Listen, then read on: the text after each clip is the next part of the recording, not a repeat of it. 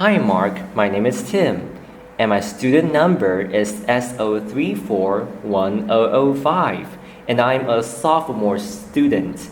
Today I'm going to read a transcript called Guarantee: How to Stop Torture. In 1994, I walked into a prison in Cambodia, and I met a 12-year-old boy who had been tortured and was denied access to counsel.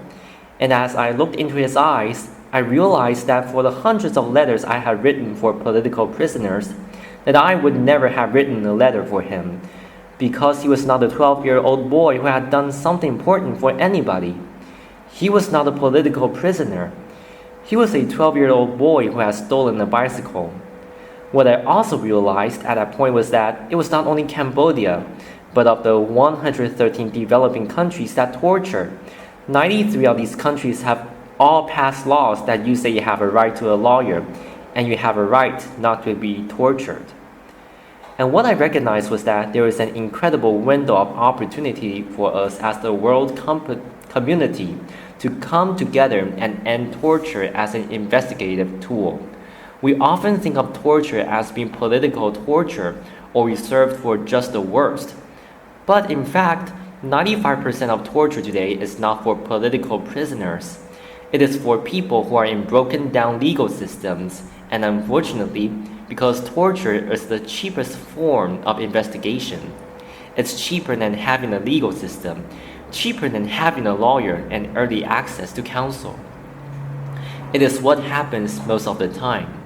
I believe today that it is possible for us as a world community, if we make a decision, to come together and end torture as an investigative tool in our lifetime. But it will require three things. First is the training, empowerment, and connection of defenders worldwide. The second is ensuring that there is a systematic early access to counsel. And the third is commitment. So in the year 2000, I began to wonder, what if we came together? Could we do something for these 93 countries? And I founded International Bridges to Justice, which has a specific mission of ending torture as an investigative tool and implementing due process rights in the 93 countries by placing trained lawyers at an early age in police stations and in courtrooms. My first experiences, though, did come from Cambodia, and at the time, I remember first coming to Cambodia, and there were, in 1994, still less than 10 attorneys in the country because the Khmer Rouge had killed them all. And even 20 years later, there was only 10 lawyers in the country. So consequently, you walk into the prison, and not only would you meet 12-year-old boys, you meet women, and you'd say, "Why are you here?" Women would say, "Well, I've been here for 10 years because my husband committed a crime, but they can't find him." So, it's just a place where there was no rule of law. The first group of defenders came together, and I still remember as I was training, I said, "Okay, what did you do for an investigation?" And there was silence in the class. And finally, one woman stood up, inaudible name, and she said, "Crew," which means teacher. She said, "I have defended more than 100 people, and I've never had to do any investigation because they all come with confessions." And we talked about as a class the fact that number one, the confessions might not be reliable, but number two, we did not want to encourage the police to keep doing this, especially as it was now against the law. And it took a lot of courage for these defenders to decide that they would begin to stand up and support each other in implementing these laws. And I still remember the first cases where they came, all 25 together. She would stand up, and they were in the back, and they would support her. And the judges kept saying, "No, no, no, no. We're going to do things the exact same way we've been doing them." But one day, the perfect case came, and there was a woman who was a vegetable seller. She was sitting outside of a house. She said she actually saw a person run out who she thinks stole whatever the jewelry was. But the police came. They got her. There was nothing on her. She was pregnant at the time. She had cigarette burns on her. She miscarried. And when they brought her case to the judge, for the first time he stood up and he said, "Yes, there's no evidence except for your torture confession, and you will be released." And the defenders began to take cases over and over again, and you will see they have step by step began to change the course of history in Cambodia. But Cambodia is not alone. I used to think, well, is it Cambodia? Or is it other countries? But it is in so many countries. In Burundi, I walked into a prison and it wasn't a 12-year-old boy. It was an 8-year-old boy for stealing a mobile phone. Or a woman. I picked up her baby. Really cute baby. I said, "Your baby is so cute." It wasn't a baby. She was 3. And she said, "Yeah, but she's why I'm here. Because she was accused of stealing 2 diapers and an iron for her baby and still have been in prison." But when I walked up to the prison director, I said, "You've got to let her out." A judge would let her out. And he said, "Okay, we can talk about it. But look at my prison. 80% of the 2,000 people here are without a lawyer. What can we do?" So lawyers began to courageously stand up together to organize a system where they can take cases. But we realized that it's not only the training of the lawyers, but the connection of the lawyers that makes a difference. For example, in Cambodia, it was that Inaudible Name did not go alone, but she had 24 lawyers with her who stood up together. And in the same way, in China, they always tell me, it's like a fresh wind in the desert when we can come together. Or in Zimbabwe, where I remember Innocent, after coming out of a prison, where everybody stood up and said, "I've been here for 1 year, 8 years, 12 years without a lawyer." He came and we had a training together, and he said, "I have heard it said," because he had heard people mumbling and grumbling. "I have heard it said that we cannot help to create justice because we do not have the resources." And then he said, "But I want you to know that the lack of resources is never an excuse for injustice." And with that, he successfully organized 68 lawyers who have been systematically taking the cases. The key that we see, though, is training and then early access. I was recently in Egypt and was inspired to meet with another group of lawyers. And what they told me is that they said, "Hey, look, we don't have police on the streets now. The police are one of the main reasons why we had the revolution. They were torturing everybody all the time." And I said, "But there's been tens of millions of dollars that have recently gone into the development of the legal system here. What's going on?" I met with one of the development agencies, and they were training prosecutors and judges, which is the normal bias, as opposed to defenders. And they showed me a manual, which actually was an excellent manual. I said, "I'm gonna copy this." It had everything in it. Lawyers can come at the police station. It was perfect. Prosecutors were perfectly trained.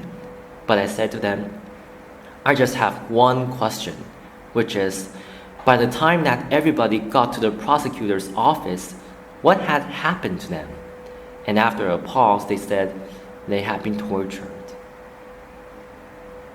So the pieces are not only the training of the lawyers, but us finding a way to systematically implement early access to counsel, because they are the safeguard in the system for people who are being tortured. And as I tell you this, I'm also aware of the fact that it sounds like, "Oh, okay, it sounds like we could do it, but can we really do it?" Because it sounds big, and there are many reasons why I believe it's possible. The first reason is the people on the ground who find ways of creating miracles because of their commitment. It's not only Innocent, who I told you about in Zimbabwe, but defenders all over the world who are looking for these pieces. We have a program called Justice Makers, and we realize there are people that are courageous and want to do things. But how can we support them? So it's an online contest where it's only $5,000 if you come up with an innovative way of implementing justice. And there are 30 justice makers throughout the world, from Sri Lanka to Swaziland to the DRC, who with $5,000 do amazing things through SMS programs, through paralegal programs, through whatever they can do. And it's not only these justice makers, but people we courageously see figure out who their networks are and how they can move it forward. So in China, for instance, great laws came out where it says police cannot torture people or they will be punished. And I was sitting side by side when one of our very courageous lawyers and said, how can we get this out? How can we make sure that this is implemented? This is fantastic. And they said to me, well, did you have money? And I said, no. And he said, that's okay, we can still figure it out. And on December 4, he organized 3,000 members of the Youth Communist League from 14 of the top law schools who organized themselves, developed posters with the new laws, and went to the police stations and began what he says is a nonviolent legal revolution to protect citizen rights. So I talked about the fact that we need to train and support defenders. We need to systematically implement early access to counsel. But the third and most important thing is that we make a commitment to this. And people often say to me, this is great, but it's wildly idealistic, never going to happen. And the reason that I think those words are interesting is because those were the same kinds of words that were used for people who decided they would end slavery or end apartheid. It began with a small group of people who decided they would commit. Now, there's one of our favorite poems from the Defenders, which they share from each other, is, take courage, friends, the road is often long, the path is never clear, and the stakes are very high. But deep down, you are not alone. And I believe that if we can come together as a world community to support not only defenders, but also everyone in the system who is looking towards it, we can end torture as an investigative tool. I end always because I'm sure the questions are, and I'd be happy to talk to you at any point. But what can I really do? Well, I would say this. First of all, you know what you can do. But second of all, I would leave you with the story of Vishna, who actually was my inspiration for starting International Bridges to Justice. Vishna was a 4-year-old boy when I met him who was born in a Cambodian prison in Kano province. But because he was born in a prison, everybody loved him, including the guards. So he was the only one who was allowed to come in and out of the bars. So, there's bars. And by the time that Vishna was getting bigger, which means what gets bigger? Your head gets bigger. So he would come to the first bar, the second bar, and then the third bar, and then really slowly move his head so he could fit through and come back. Third, second, first. And he would grab my pinkle, because what he wanted to do every day is he wanted to go visit. He never quite made it to all of them every day, but he wanted to visit all 156 prisoners, and I would lift him, and he would put his fingers through. Or if they were dark cells, it was like iron corrugated, and he would put his fingers through. And most of the prisoners said that he was their greatest joy and their sunshine, and they looked forward to him. And I was like, here's Vishna. He's a 4-year-old boy. He was born in a prison with almost nothing, no material goods, but he had a sense of its own heroic journey, which I believe we are all born into. He said, probably I can't do everything, but I'm one. I can do something, and I will do the one thing that I can do. So I thank you for having a prophetic imagination to imagine the shaping of the new world with us together, and invite you into the journey with us. Thank you. Applause. Thank you. Applause. Thank you. Applause. This is the end of my recording. My name is Tim and my student number is S0341005 and I'm a sophomore student. Thank you for listening and goodbye.